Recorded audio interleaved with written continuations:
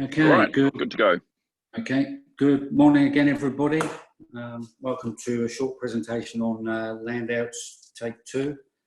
I've got a few photographs to show with a mixed bag of results. But as a short introduction or a recap for people who already know plenty about Landouts, and a short introduction for people who've had limited or no involvement with them at all, just want to go through some of the highlight points with landing out. So as soon as you go from beyond gliding distance from your base, your launch point, say Matamata in most of our cases, you will put yourself in a position where the possibility of a land out exists. And it's fair to say, the further you go from the airfield, the more chance of a land out. So for cross-country pilots and competition pilots, the possibility continually exists. You might say it's a normal consideration for their flights. But there is risk involved, and we need to consider how to reduce that risk, how to manage that risk. So why is there risk? There is risk because you're about to try and land your glider in unfamiliar terrain and into a paddock that you know no more about than you've been able to assess from looking at it. So how to manage the risk? Well, the first thing you can do, and the most fundamental thing you can do, is to fly so as good landable areas are always easily within your gliding range. So if you conduct your flight in that way, you will always have the option of landable paddocks, and you exclude the possibility of having to land in a paddock which is unsuitable. If we assume that you have made the decision to land out, then you need to give yourself sufficient time to make a good assessment of the available paddocks. And once you've chosen a paddock, you need to fly a good circuit for that chosen paddock. And from there on, if you operate with good landing technique, good speed control, good glide slope control to take you to your aim point in the paddock, things should work out quite well, and you have probably minimised the risk to an acceptable level. Additionally, over the longer term, with increased cross-country experience, you should be able to, improve your ability for staying airborne, so less landouts. So when we come to assess the suitability of paddocks, you basically look at it under 5 headings. Each of these could be a subject all of its own and take 10 to 15 minutes, but because this is very much a generalised introduction, I just want to talk in terms of, in a sense, the ideal paddock. So the ideal paddock, when we look at the wind, would have landing into wind. Its size would be big enough for you to be able to land within its boundaries comfortably for your experience, the type of glider you're in and your familiarity with it, and the conditions of the day. The surface, well, if you take an ideal, it's just the surface you took off from in all probability, but there are all variations out there, and many of them are quite acceptable without being as good as the surface you took off from. Slope is something you don't want going away from you, so you definitely don't want downslope, that's a no-no.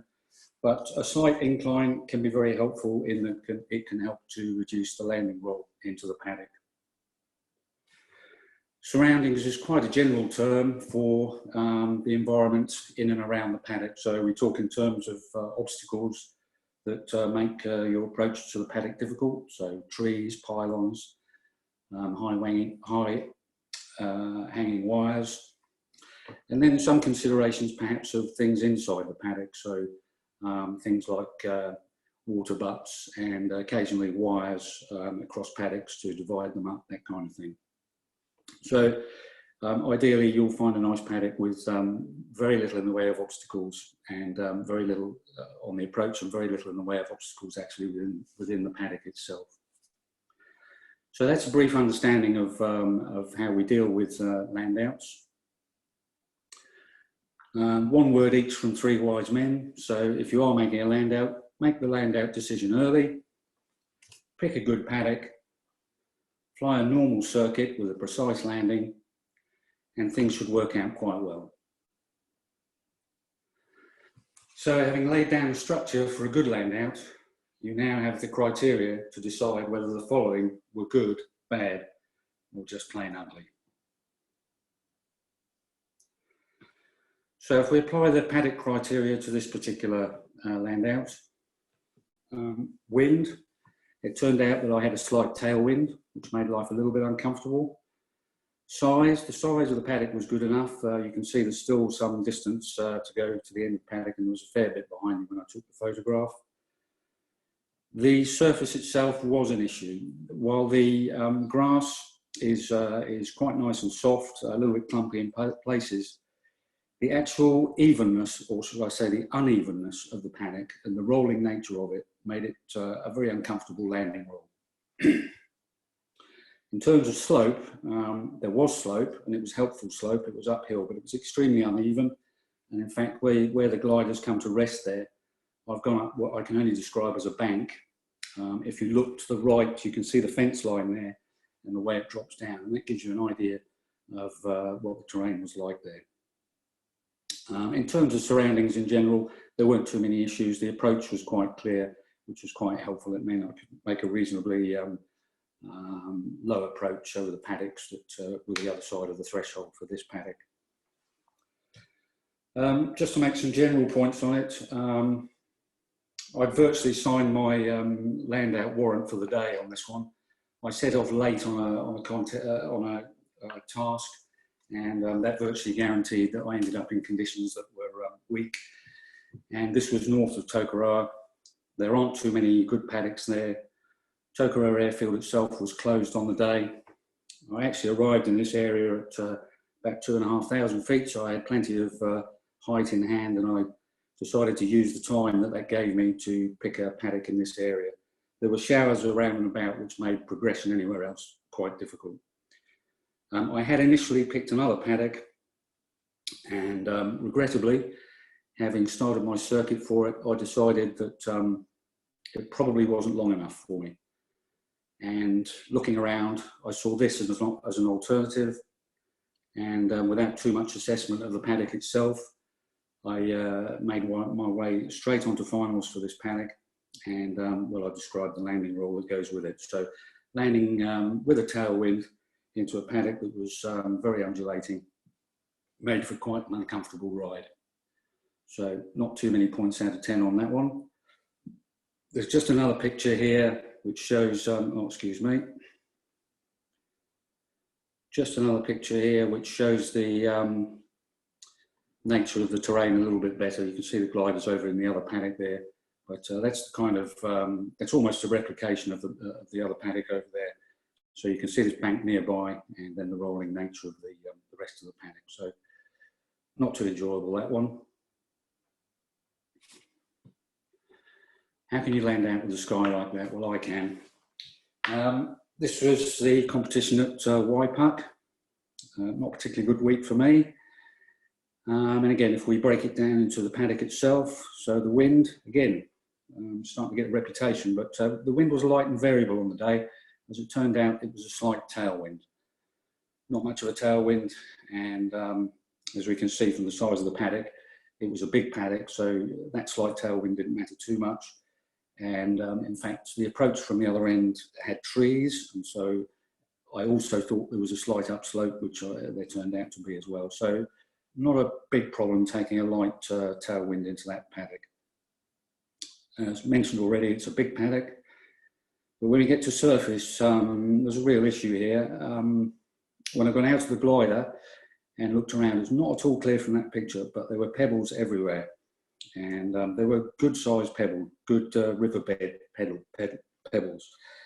And they were not very well spaced. They were all within a couple of meters of each other. So I was very surprised that I didn't really have a sensation of it running over them during the landing roll.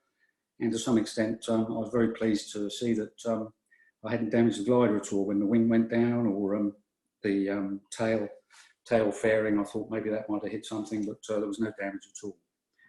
The slope I've mentioned, and surroundings. The surroundings are quite interesting in their own way.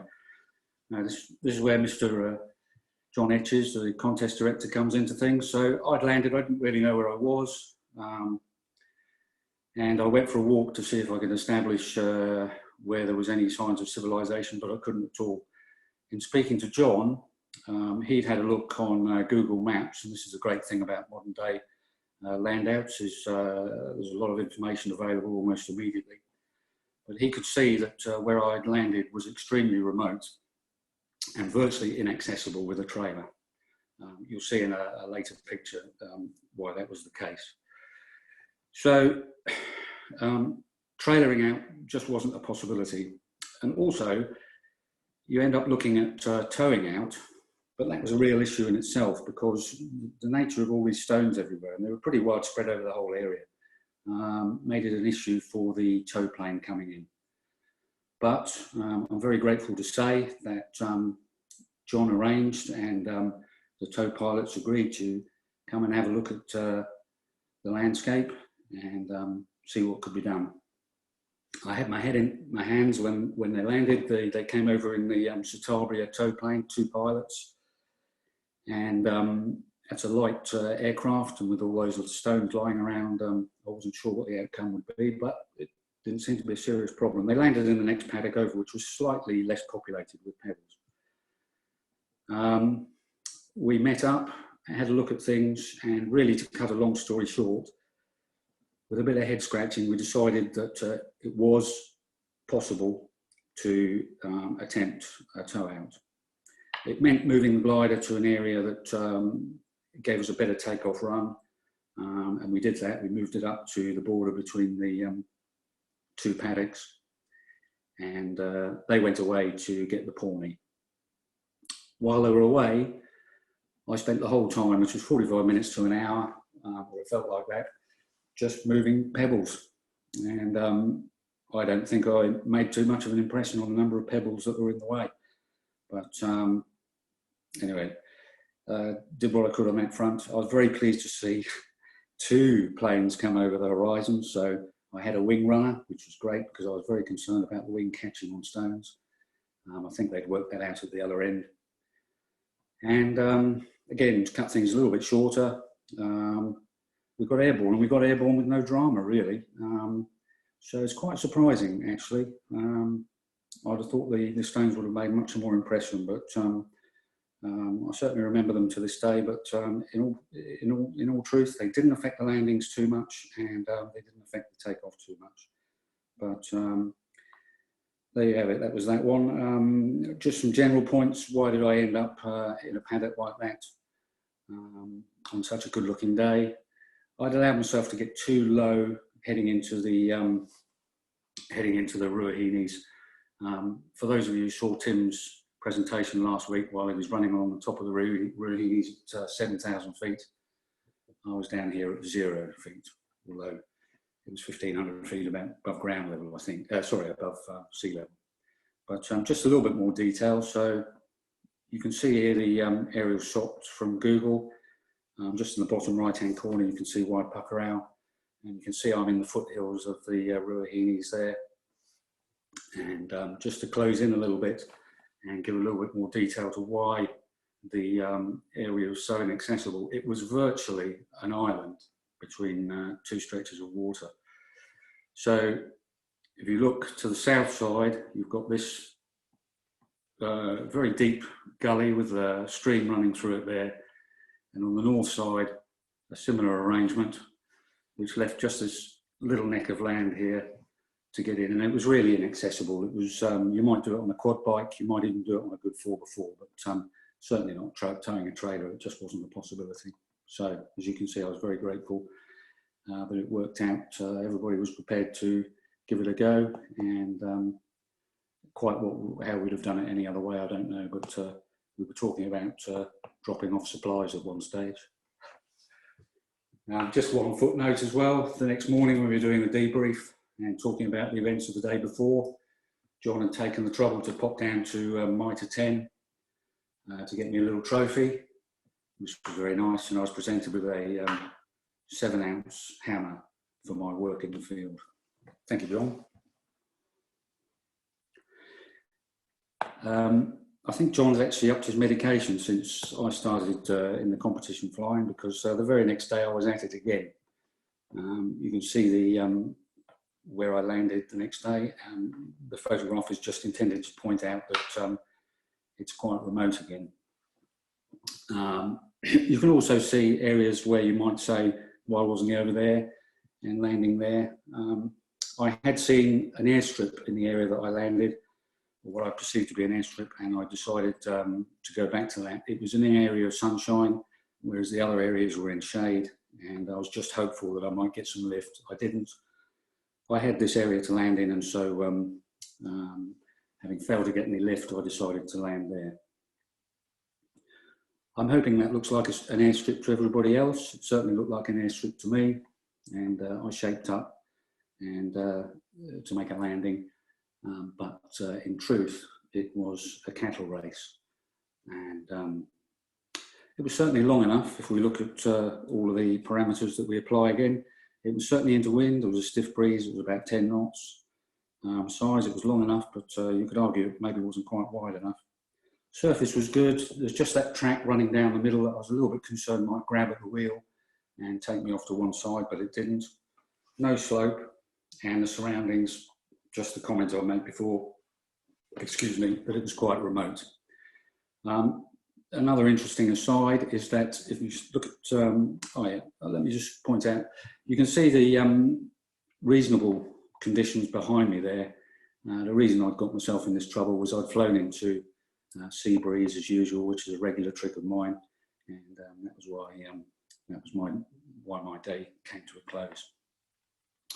The next picture just shows a little bit more of the area, so you might just be able to see the strip there, up there, and as I say, it was very remote. As you can see, where would I go to try and find anybody? In fact, there is a landing strip.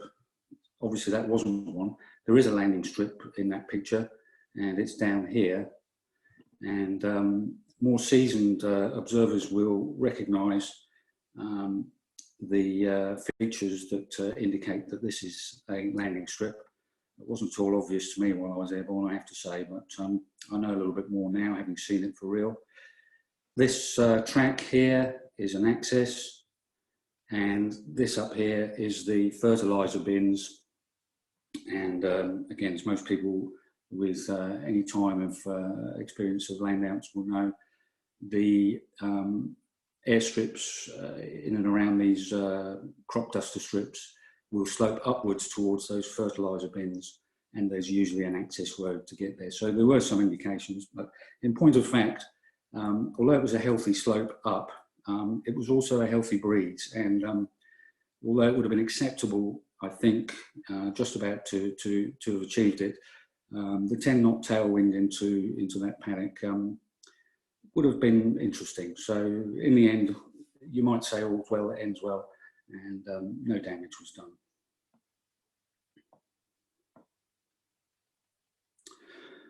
They get a little bit more boring now, you might say.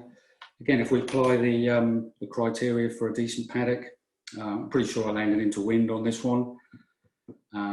It wasn't challenging size-wise, I don't think. The surface was quite good. Slope, don't think there was any slope. And surroundings, I would just include in surroundings maybe the fact that I've landed in a paddock with stock in it, which is not generally ideal. I don't think sheep are too bad, and fortunately these sheep were all off to one side, so I wasn't too concerned. Again, a footnote, I remember when I was considering buying the Jantar, Julian Mason told me they were pretty strong gliders, and in their time they killed a few sheep, so I was reasonably confident going into this paddock. Maybe that's why the sheep were all off to one side. As for actually why I ended up having to land out that day, no special reasons, I don't think. Just just perhaps a little bit more experience, I might have been able to stay up, but I fell out. Okay, just moving on. So this is a landout up near Patatonga. I can't remember if there's a contest day out of Auckland or Matamata. Doesn't matter, it's about halfway between the two.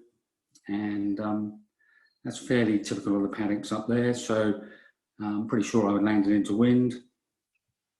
Size-wise, I don't think it was too challenging. The surface is worth a comment. It's a cattle paddock.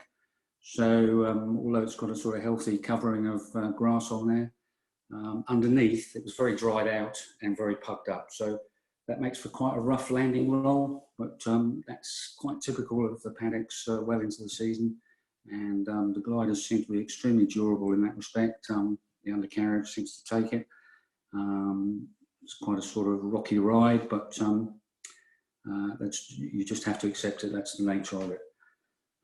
Surroundings, nothing great to note there, but I want to make a more general point about why I've landed out there. I've done it on several occasions, I think, and I dare say other people have been caught out up there. So I just want to take a look at the area that it is and consider why the conditions can break down there quite frequently. And they break down quite frequently in conditions of sea breeze. And you can just see there, you can just see the swamp, and that's the valley there going down to towards Matamata, and then the east and west coast of the North Island. And in conditions where you're going to get sea breeze, you can see why this area suffers from it. If you look to the north, the Firth of Thames, then sea breeze comes in here and tends to kill things off quite well.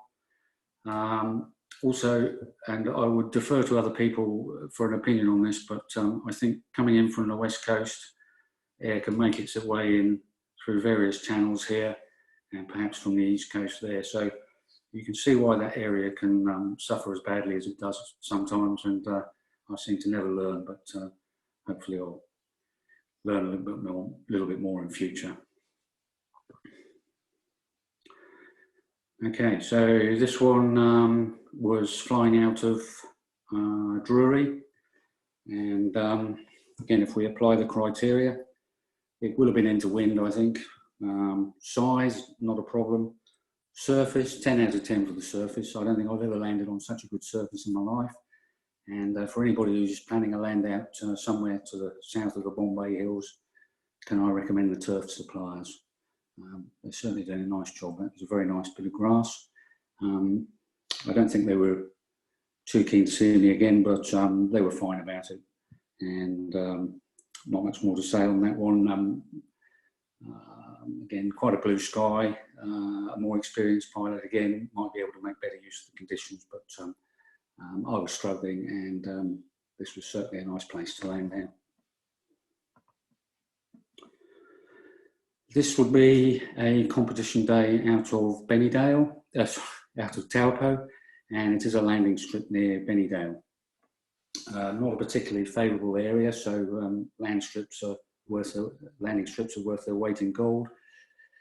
Again, if I remember rightly, I don't think there was much wind on this day. The size was not a problem, and the surface, yeah, you wouldn't complain about that. That's a pretty good surface.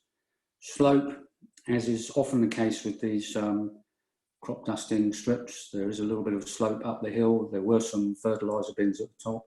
That would have indicated that.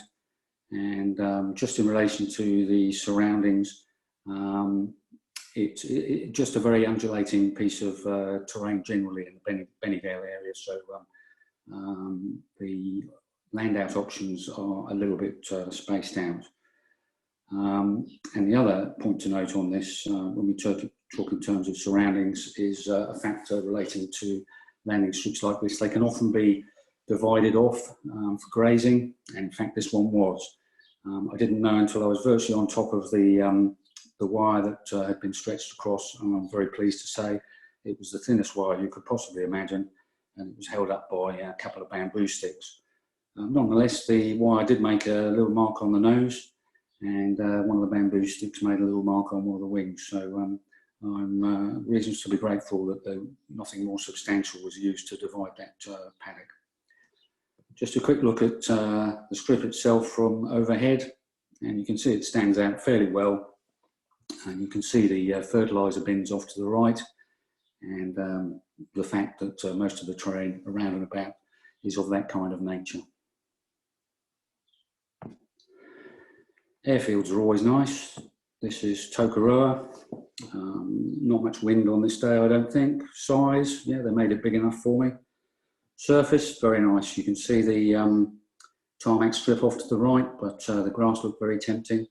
It was almost as though someone had prepared it for me, and quite a straightforward landing, not too much on the approach.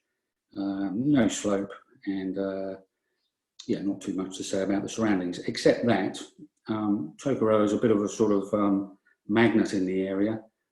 It's an area that can close down, or I believe it has a reputation for it anyway. The conditions can close down quite quickly. The surrounding terrain is not all that good generally, and so Tokoroa is a definite go-to place, an obvious one if you're finding yourself struggling in the area. Just a point to make with airfields that you know, you are running into the possibility of having other traffic around, and so you need to be aware of that, and also you need to be making radio calls. Even if you can't see or hear anybody else, it's worth doing. Another nice sky, I don't know how it happened, but there you go. This was a contest day out of Taupo, and after battling away for something like 4 hours, I found myself close to final glide, but not quite on final glide, and I wasn't going to make it. I was west of the town of Taupo. I didn't fancy my chances of getting across to Centennial Park, where we were launching and supposedly getting back to.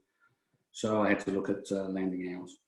So wind, I think I ended up with a little bit of a tailwind here.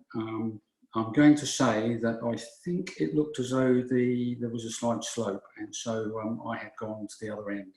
But it wasn't really until I was on finals that I had the sense that there was a tailwind.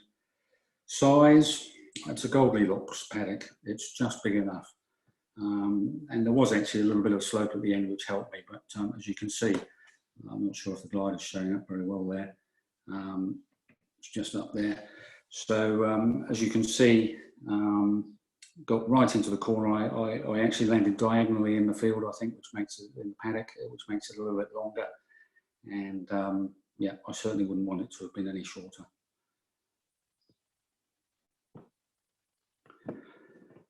Okay, this one you might think I've put in because of the trees, but there's a slightly different story with this. Again, another flight out of Taupo. The wind was fairly fresh, so I'd landed into a good wind there. I would make the point actually with the trees there that when you get quite close to the trees and the wind is blustery, then you can get some variations in the wind around the trees, which you need to be wary of. The size of the paddock was obviously good enough. The surface was fine, fairly typical, and you're quite happy with the surface like that. No slope, and again, just surroundings. You would mention the trees. But in particular, the reason I've put this photograph in is it's the only time I've actually had a hostile reception. Just after I'd taken this picture, I started pushing the glider off to one side. There was somebody circling overhead, and there was a possibility they might want to use the paddock. At that point, a ute turned up, and a lady with a very purposeful air got out and strode towards me, and she was straight in with questions. The first one was, what do you think you're doing? And I was a bit reluctant to say I'm just pushing this out of the way because there might be another one in shortly. But fortunately, she moved on to her next question, although that was equally awkward. That was, do you go around doing this all the time?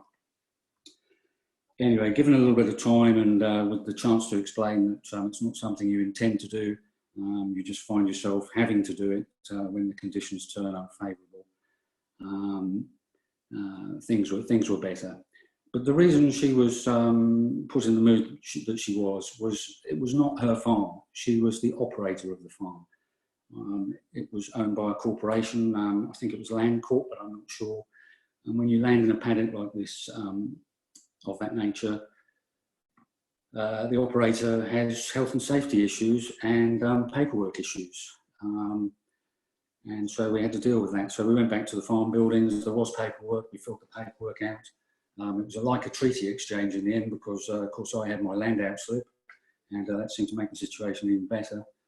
And I think in general we left on pretty reasonable terms, certainly much better than the start. And I wasn't particularly invited back in a hurry, but it's just the nature of the beast when you land in a paddock like that, and something that you have to consider.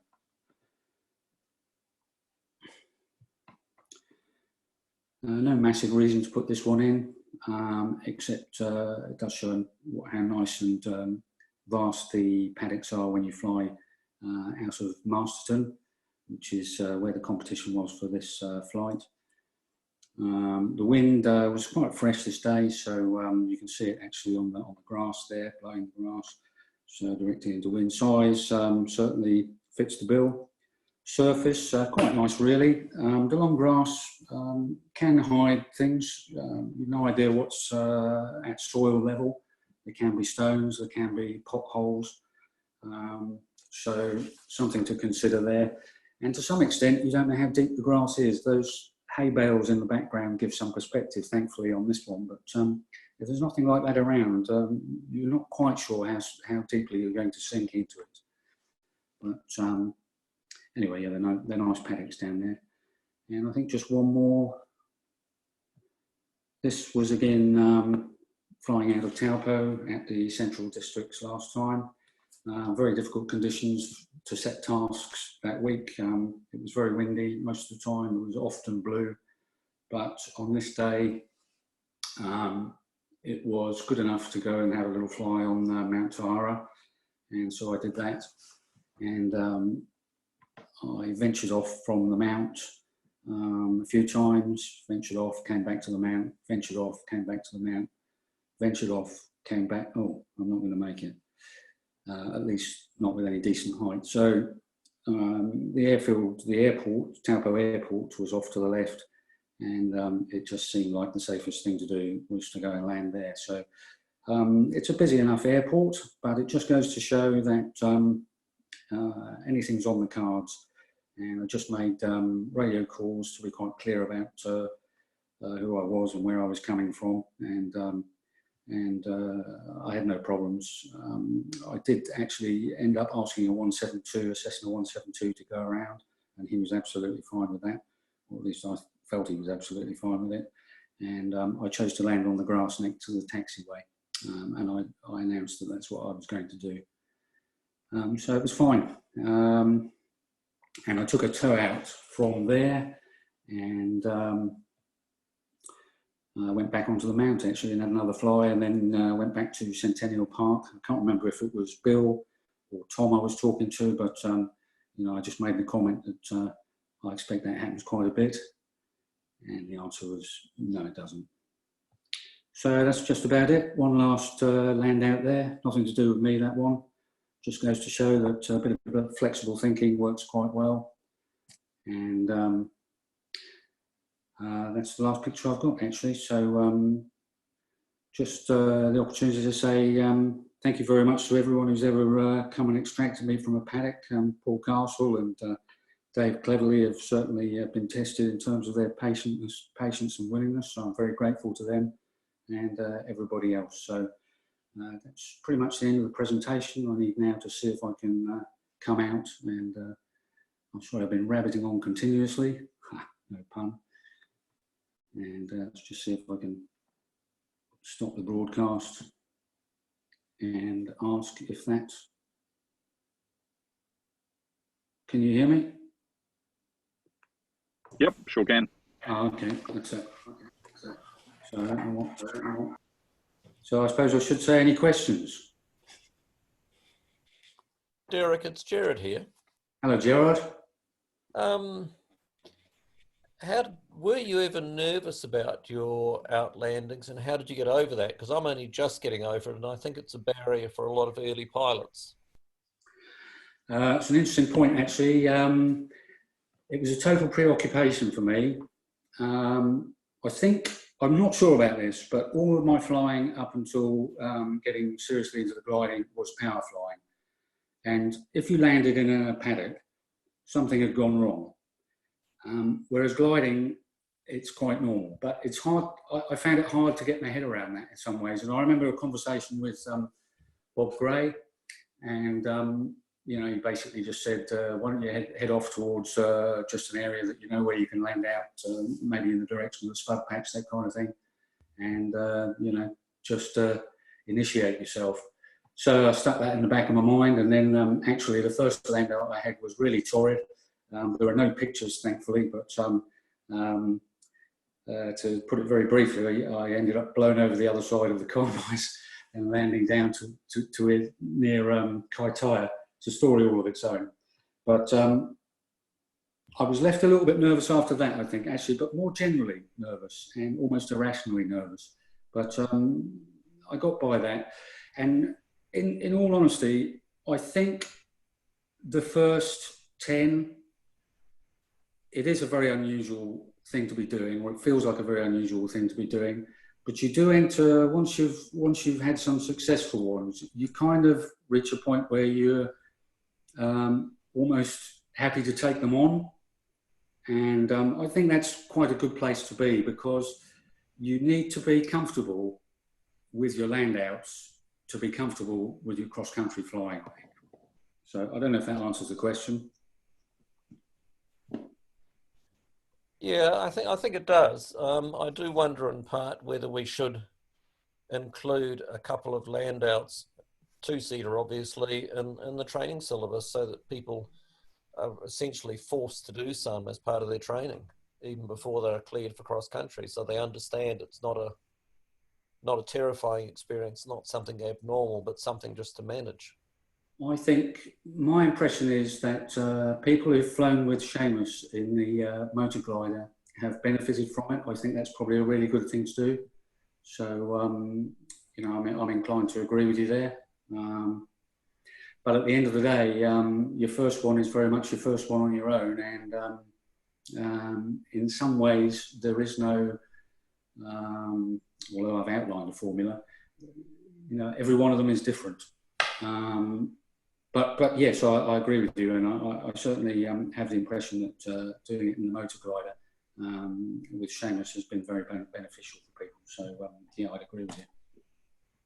Just a point from the instruction side of it, it's pretty typical that pilots should have an outlanding in a two-seater, but often those paddocks which are chosen are often close to your main airport, and also the fact they tend to be unchallenging, so that there is a degree of larger safety than the average landout you might sort of encounter during a competition.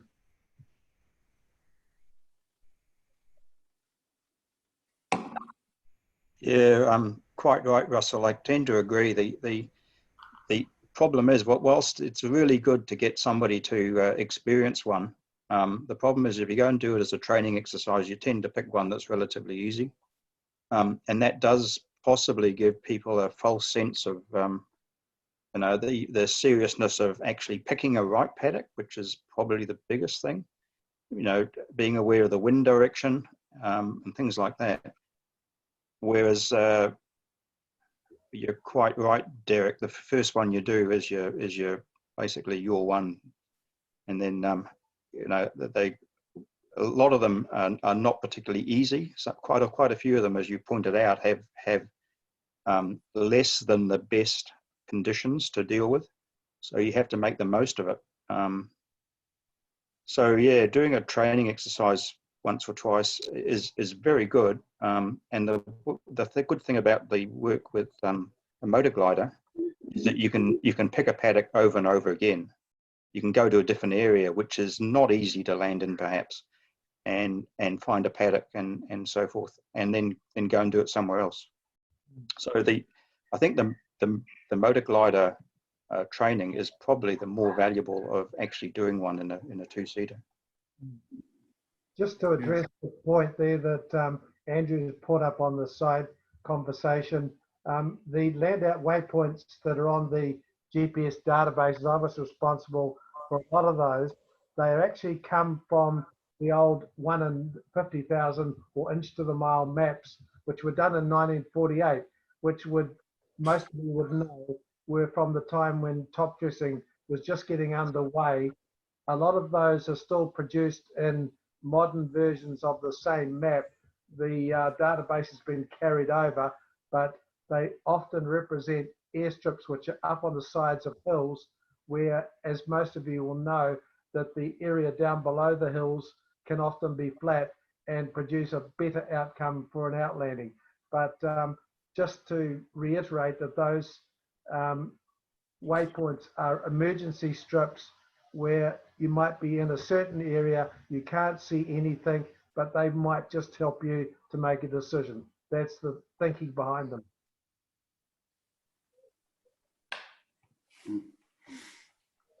Yeah, I'd just like to reaffirm the motor glider thing, and it's something I've been trying to push.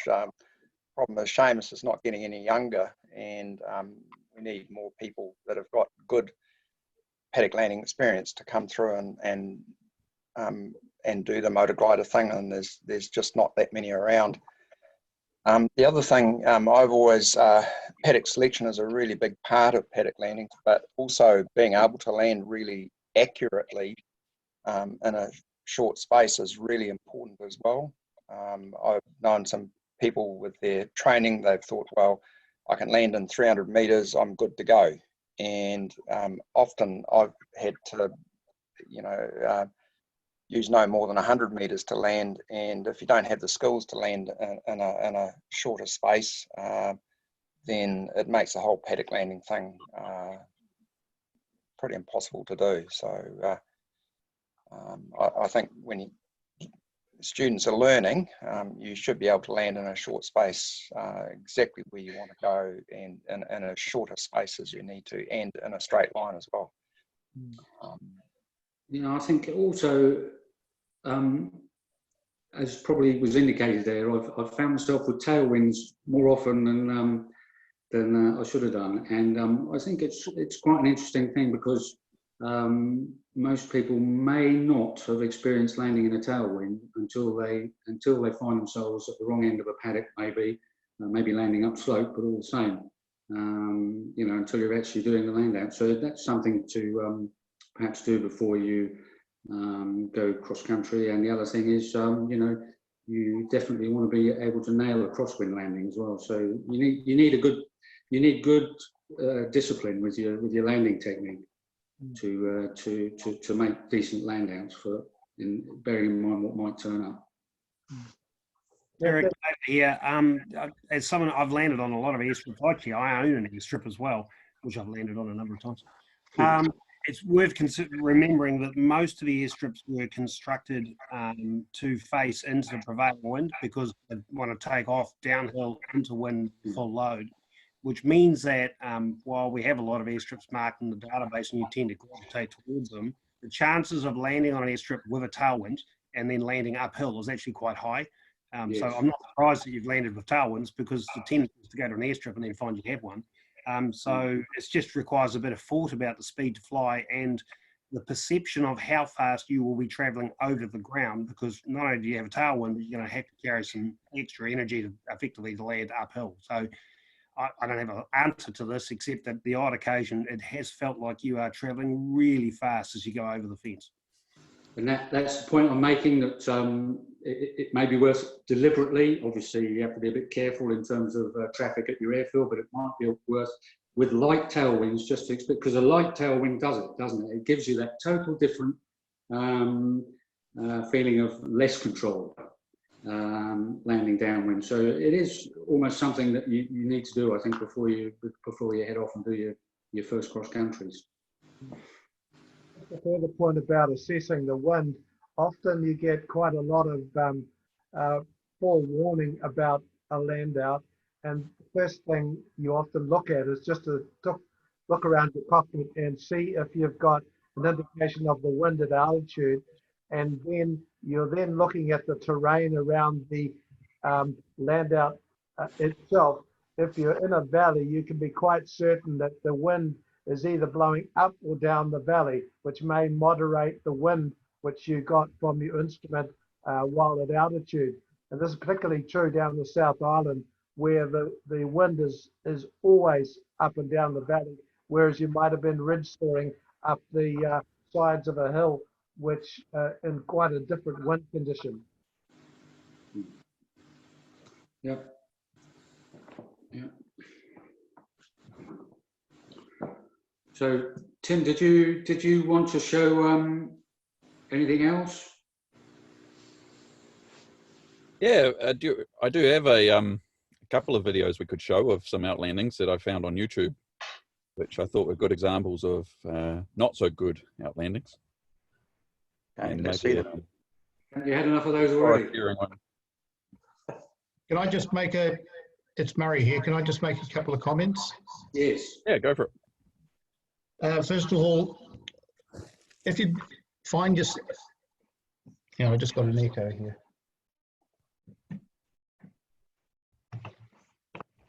Come on, I've just come up. I recommend a long final approach for outlanding because it gives you the opportunity to assess what the wind's doing. If you've got a long final, you've got a bit of time to assess the ground speed versus the airspeed. And if you find that you're doing a downwind landing, then you've got some options you can choose. Number one is I'd like to comment that if you're landing downwind, if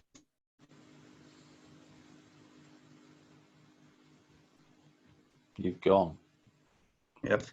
Then that's going to put you in trouble because you need to be landing almost at stall speed. If you're landing, if you know you're landing downwind, you need your speed as low as you can get it. Depends on the slope, Murray. True. All right, let's have a look at this. So this is Stephan Langer, and he has entitled this video, Scary Glider Outlanding. So he's well aware of that this was not his best outlanding.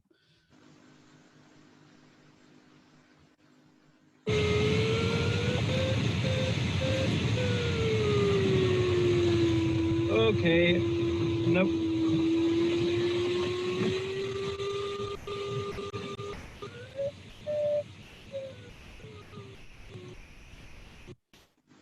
Did you hear that? Okay, that was his decision point, and you can see how low he is already.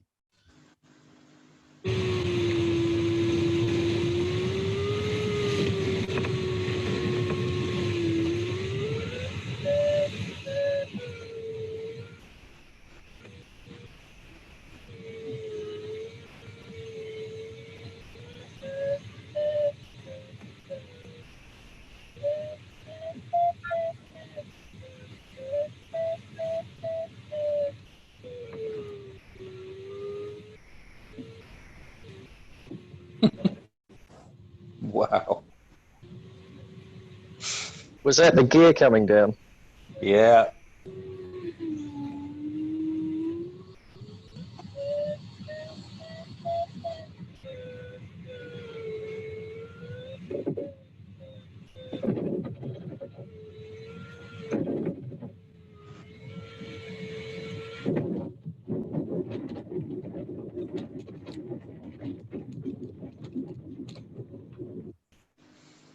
Is it the video angle or is he going sideways?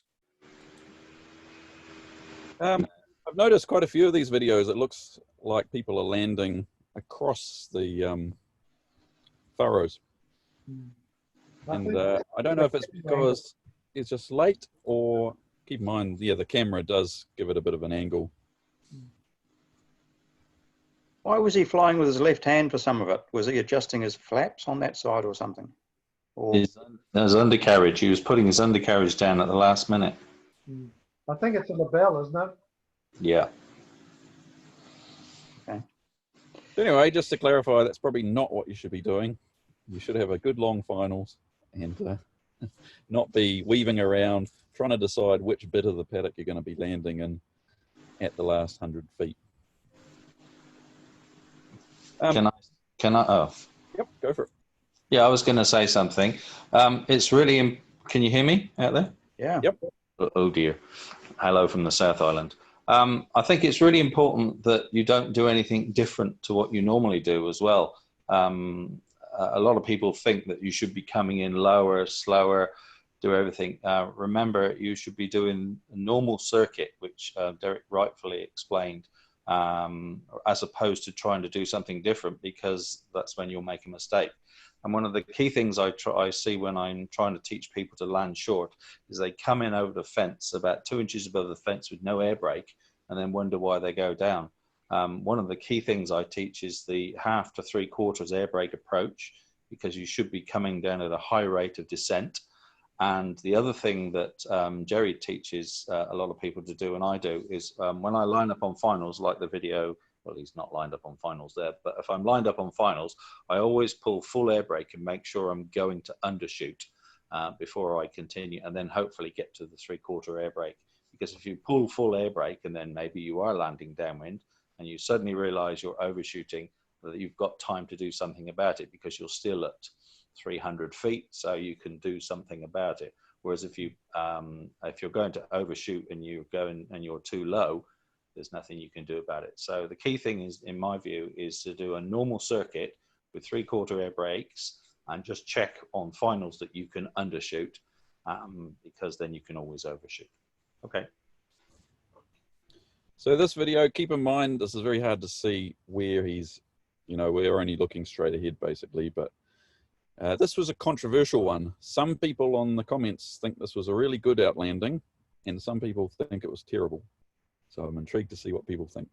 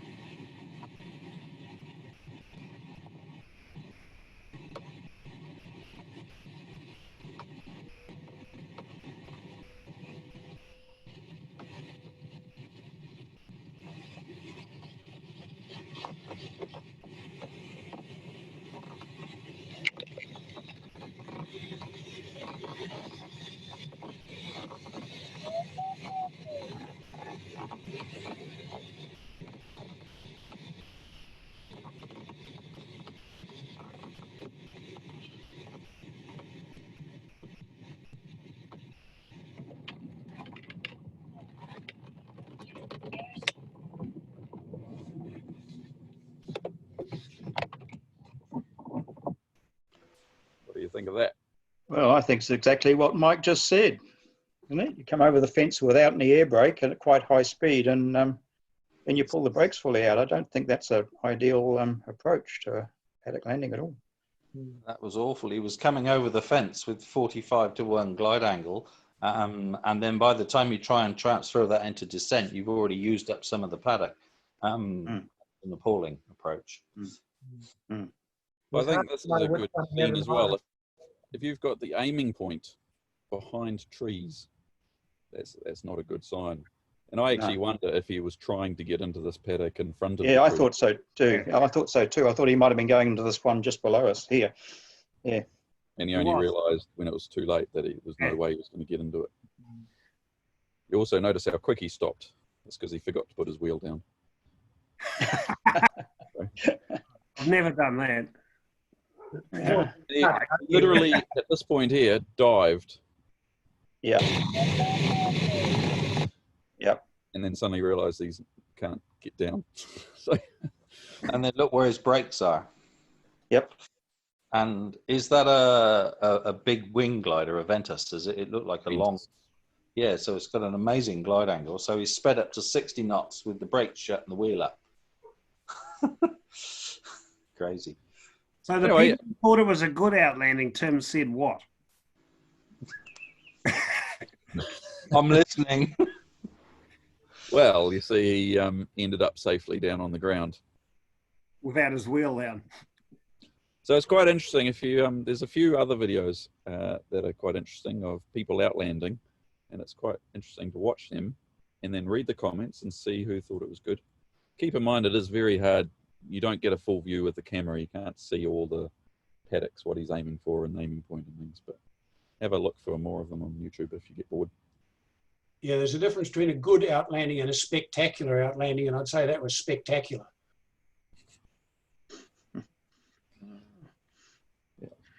All right. Okay, folks. Well, if that's sort of, if people are starting to dry up on the subject, we'll close it off. And we've got a few ideas for next week around private glider ownership and private glider maintenance and stuff like that. And there's also a suggestion that we should do a weather for dummies, basically, or a weather for people that have just coming into the sport and don't have any appreciation of the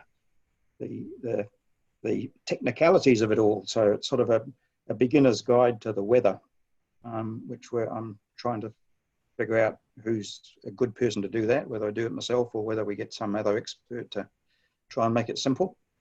So there's a few topics kicking around, but as last time, if anyone's got any suitable topics that would fill in half an hour or an hour on a Saturday morning, it looks like we're going to be locked down for a few more weeks yet. Even at level 3, we're not going to be gliding, I don't think. Then send them through to me by email. Don't try and do it now over the Zoom, but send me an email or send it to Piako committee or something, and we'll see if we can set something up. Just a general question, there's obviously an app or something associated with what Derek was using there, the little highlighter. Can somebody tell me where that comes from? Is it part of Zoom, or is it something separate, or is it an Apple thing, or what? That's the Apple Photos app. It Okay. gives you a map to show you where the photo was taken. Yeah, I thought it was great use of that. I just hadn't seen it. Yeah, you can do it on your iPhone or iPad. Can I just make a general comment? Most of my landouts have been as a result of the motor not going. And of course, that's something that Derek hasn't had to contend with. And often it makes for a higher sort of minimum altitude in which to do something, often around 1,500 feet, because you then got to make sure you're in an area whereabouts you can land. And often the putting out of the motor makes for an unstable sort of profile in that last sort of 200 or 300 feet while you're hoping that something actually happens. What I've noticed that the reasons for a motor not going can be mostly to do with the power to get the mast up. Most people have a dedicated battery for that reason, and it's not the same one that you might be running other apps in the glider on. And secondly, one that happened to me only relatively recently at Waipakarau was that the doors just actually refused to open, which was a mechanical issue and something that I hadn't actually encountered before. And it just sort of drove it home to me how you always need to have that second option when the motor doesn't go. I've had one accident whereabouts the motor didn't operate and ended up by going through a fence. And that was a real reminder to me about what is plan B. It should be plan A, landout, and plan B is the motor, I think, isn't it? Oh, indeed. Yeah, and that's why you've always got that option of being in an area whereabouts you can put it down.